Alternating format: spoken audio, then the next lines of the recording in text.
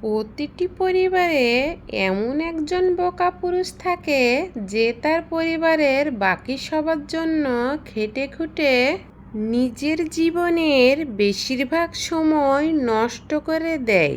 সে নিজে লেখাপড়া করে না, কিন্তু সে নিজের পরিশ্রম করে টাকা উপার্জন করে এবং তাদের ভাই বোনদেরকে লেখাপড়া শেখাতে সাহায্য করে। তার জীবনের পুরো সময়টাই সে পরিশ্রম করে এবং তার ভাই বোনদেরকে লেখাপড়া শেখাতে সাহায্য করে, এবং তার ভাই বোনেরাও লেখাপড়া শিখে বড় হয়ে একটা সময়ের পর তারাও প্রতিষ্ঠিত হয়, বড় বড় চাকরিও করে এবং তারা নিজেদের আখের গুছিয়েও সুন্দর করে আলাদা হয়ে যায়। তার জীবনের সকল উপার্জন দিয়ে ভাই বোনদের লেখাপড়া করিয়ে প্রতিষ্ঠিত করেছে। মধ্য বয়সে গিয়ে মানুষটি দেখতে পায় না আছে তার কাছে কোনো পুঁজি, না আছে তার কাছে লেখাপড়ার কোনো জ্ঞান। যে লেখাপড়াকে ব্যবহার করে সে তার নিজেদের পথটাকে গুছিয়ে নিতে পারে। অলরেডি তার ভাই বোনেরা কিন্তু তাদেরকে একা করে তাদের আখের গুছিয়ে নিয়েছে।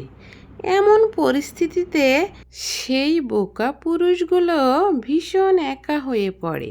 যদিও এই গল্পটা সবার সাথে, সব ভাই বোনদের সাথে মেলবে না, সব ভাই বোনরা তো আর এতটা স্বার্থপর হবে না, তবুও দেখবেন বাংলাদেশের অনেক পরিবারেই খোঁজ নিয়ে দেখবেন এই গল্পটা অনেকেরই সাথে মিলে যাবে।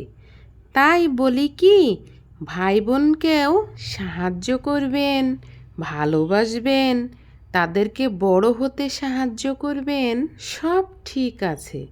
পাশাপাশি নিজের লেখাপড়াটাও ঠিক রাখতে হবে। নিজের যেমন অল্প উপার্জন, তা দিয়ে অল্প অল্প করে হলেও লেখাপড়া করবেন এবং ভাই বোনদেরকেও লেখাপড়া শেখাবেন। কারণ মানুষের জীবনের সবচেয়ে বড় পুঁজি হলো লেখাপড়া। তাই আপনার কাছে যদি কোনো সাহায্য না থাকে, অর্থ সম্পদ না থাকে, তবুও আপনি আপনার নিজের লেখাপড়া এবং জ্ঞান ভাঙিয়ে নিজের বাকিটা জীবন পার করে দিতে পারবেন। কিন্তু যদি লেখাপড়া না থাকে, তাহলে জীবনের একটি পর্যায়ে গিয়ে ভীষণ রকমের বিপদে পড়ে যাবেন। তাই মনে রাখবেন, সবার আগে লেখাপড়াকে গুরুত্ব দিতে হবে। আগে নিজে লেখাপড়া শিখবেন, তারপরে বাকি সবাইকে শেখাবেন। আমি এই ভিডিওর মাধ্যমে কোনোভাবেই ভাই বোনদের সাহায্য করাকে ডিমোটিভেট করছি না, বরং আমি বোঝাতে চাচ্ছি নিজের লেখাপড়াটাকেও ঠিক রাখুন। নিজের লেখাপড়া বন্ধ করে অন্যর উপকার করতে যাবেন না, তাহলে দেখবেন দিন শেষে আপনি একা হয়ে গেছেন। আল্লাহ হাফেজ।